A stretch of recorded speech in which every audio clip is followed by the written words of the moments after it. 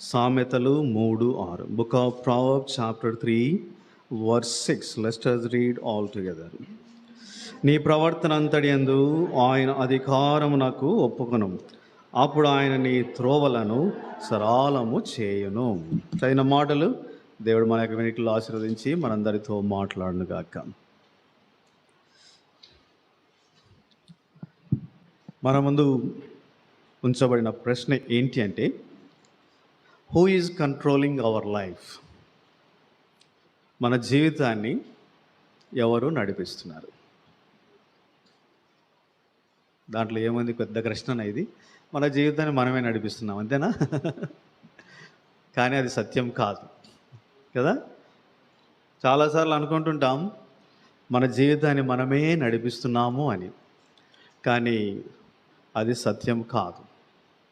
కాబట్టి ఇప్పుడు చెప్పండి, who is controlling our life?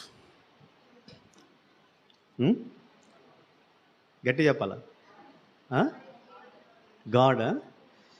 సరే, జనరల్గా చెప్పండి. దేవుని బిడ్డలు పక్కన పెట్టండి, జనరల్గా మనం ఆలోచిద్దాం. First, who is controlling our the human life? మనుషుల్ని ఎవరు కంట్రోల్ చేస్తున్నారు? వారి జీవితాన్ని ఎవరు కంట్రోల్ చేస్తున్నారు? మైండా? మైండ్ అనేది ఇది వెరీ జనరల్ టర్మ్ కదా.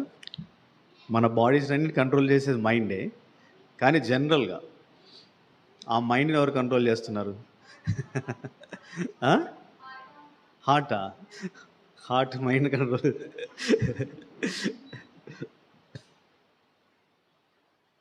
ఇంకా కొంచెం సరిగా ఆలోచన, మీకు ప్రశ్న అర్థమైనట్లేదు. మనుషులను తమ చుట్టూ ఉండే చాలా సంగతులు కంట్రోల్ చేస్తూ ఉన్నాయి. మనుషులు వాళ్ళ మనసును వారు మనసు ప్రకారం నడుచుకోవడం లేదు. ఆ మనసులు వేరేవి అవి ఏం చేస్తున్నాయి? వాటి అధికారంలో తెచ్చుకున్నాయి. అందుకనే వాటి ప్రకారమే మనిషి జీవిస్తున్నాడు. దీన్ని ఏం చెప్పచ్చు అంటే, these are the things that controlling man అని చెప్పచ్చు. ఇప్పుడు చెప్పండి, నేను ఒకటి చెప్తాను, మీకు చాలా గుర్తొస్తాయి. మనిషిని కంట్రోల్ చేసేది మనీ, ధనం కంట్రోల్ చేస్తా ఉంది మనీని కదా. మనీని సంపాదించాలి, మనీని దాచిపెట్టుకోవాలి, బ్యాంక్ బ్యాలెన్స్ పెంచుకోవాలి. ఇది మనిషిని ఏం చేస్తుంది? చాలా కంట్రోల్ చేస్తూ ఉంది. సో కాబట్టి మనిషి ఏం నమ్ముతున్నాడంటే, మనీ మేక్స్ మెనీ థింగ్స్ అనుకుంటున్నాడు. అందుకనే ఈజ్ రూలింగ్ బై మనీ. కాబట్టి చెప్పండి, తర్వాత మనిషిని ఇంకేం కంట్రోల్ చేస్తున్నాయి? మీకు బాగా పరిచయమైన మాట, you are control by your friends. మిమ్మల్ని నడిపించేది ఎవరో తెలుసా? స్నేహితులు కదా. నిజమేనా? ఫాల్సా? ఫాల్సా? మామూలుగా జనరల్గా మీరు ఇక్కడ కూర్చున్న వాళ్ళు చాలా మంచి వాళ్ళండి. బయట ప్రపంచం గురించి చెప్పండి. మనుషులు నడిపించేది ఎవరు? ఫ్రెండ్స్ కదా. ఫ్రెండ్స్ ఏం చెప్తే అది చేస్తాం. దాని అర్థం ఏంటి? వీఆర్ కంట్రోల్డ్ బై ఫ్రెండ్స్ కదా.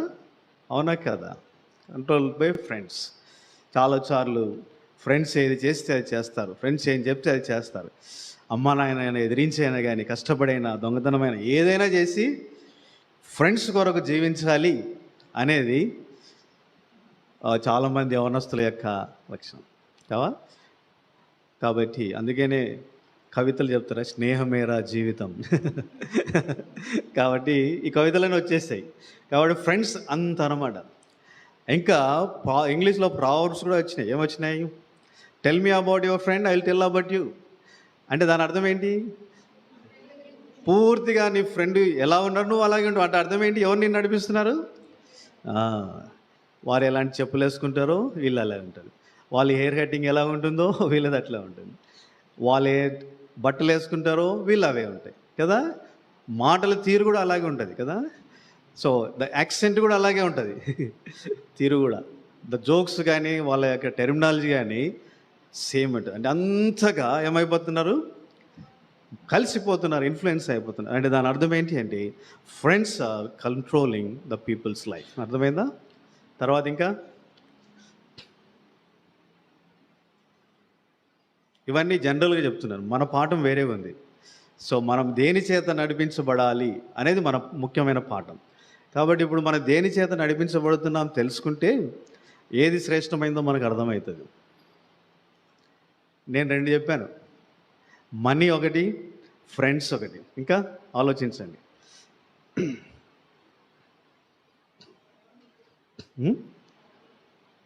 సరౌండింగ్స్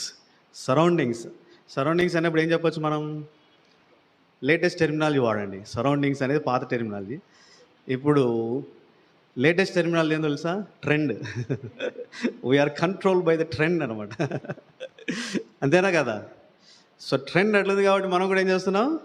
ట్రెండ్ ప్రకారం వెళ్ళిపోతూ ఉన్నాం. So what is ruling us? Trend మనల్ని రూల్ చేస్తూ ఉంది కదా.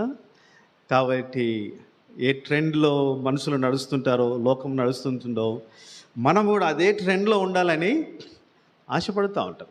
లేకపోతే ఏమంటారంటే వాళ్ళు, నువ్వు ట్రెండ్ ప్రకారం పోకపోతే నువ్వు ఐసోలేటెడ్ బీయింగ్ అయిపోతావు కదా.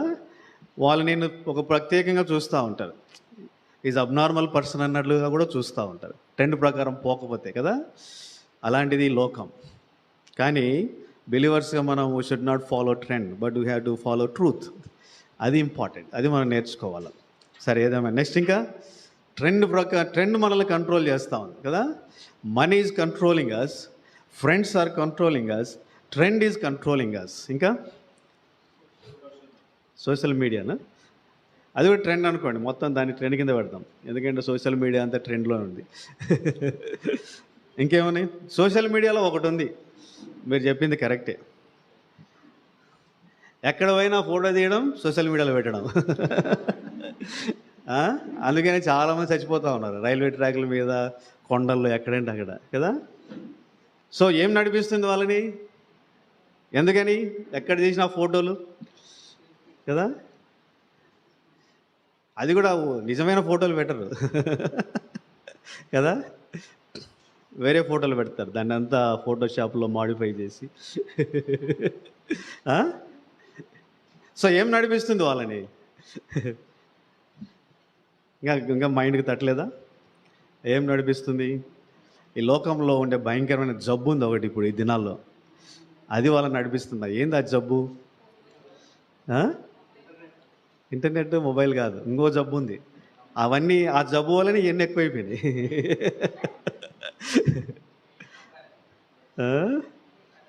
ఇంకో కొంచెం దగ్గరకు వచ్చాడు వీడు. ఐడెంటిటీ, గుర్తింపు కావాలి ఇప్పుడు. ఎందుకు ఫోటో? గుర్తింపు కావాలి.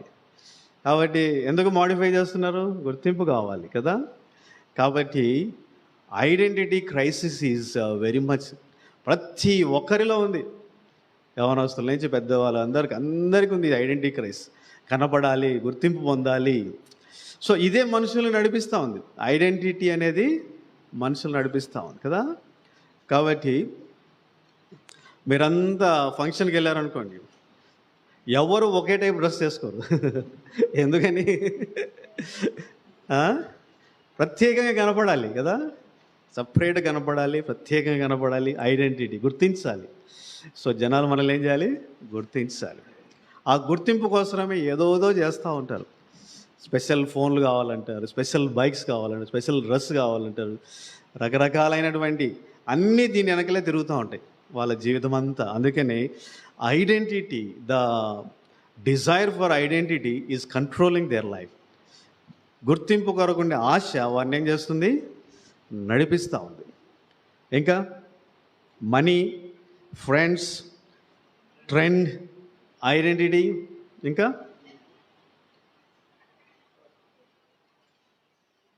చెప్పండి, ఇంకొకటి చెప్పండి, వెళ్ళిపోదాం ముందుకి.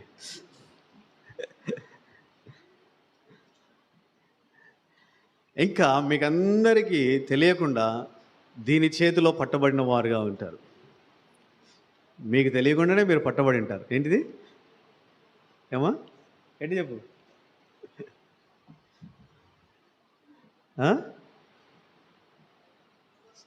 ఈగోనా? ఈగో ఈజ్ ఆల్సో కంట్రోలింగ్ అస్ కదా. ఈగో కూడా కంట్రోల్ చేస్తూ ఉంది మనల్ని. చాలామంది ఈగోతో బ్రతుకుతూ ఉంటారు. So ego is also controlling us. తర్వాత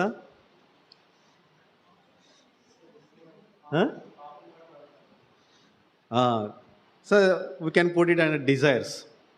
సో పాపభూయిష్టమైన ఆలోచనలు, కోరికలు మనల్ని నడిపిస్తూ ఉంటాయి. చాలామందిని పాపభూయిష్టమైన కోరికలే నడిపిస్తూ ఉంటాయి. They are under the control of sinful desires. ఇది కూడా ఒక పాయింట్. ఇంకా సో ఇప్పుడు 6 అయినాయి కదా. Money, friends, trend, identity, ego, desires. ఇంకేముంది?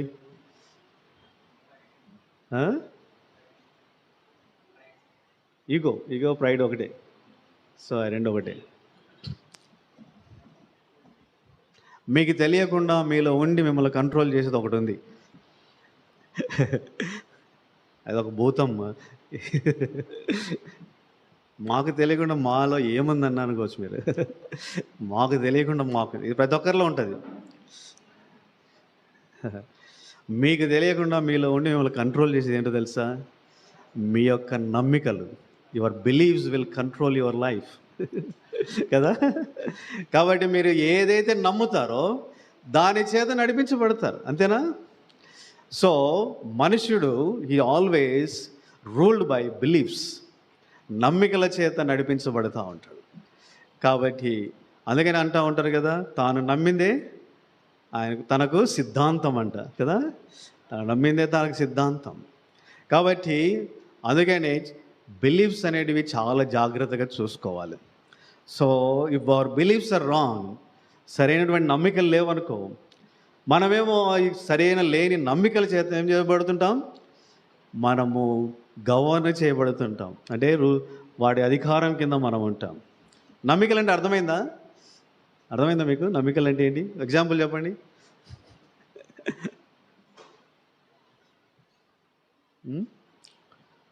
ఈ దినాల్లో చాలామంది నమ్మేది ఏంటి?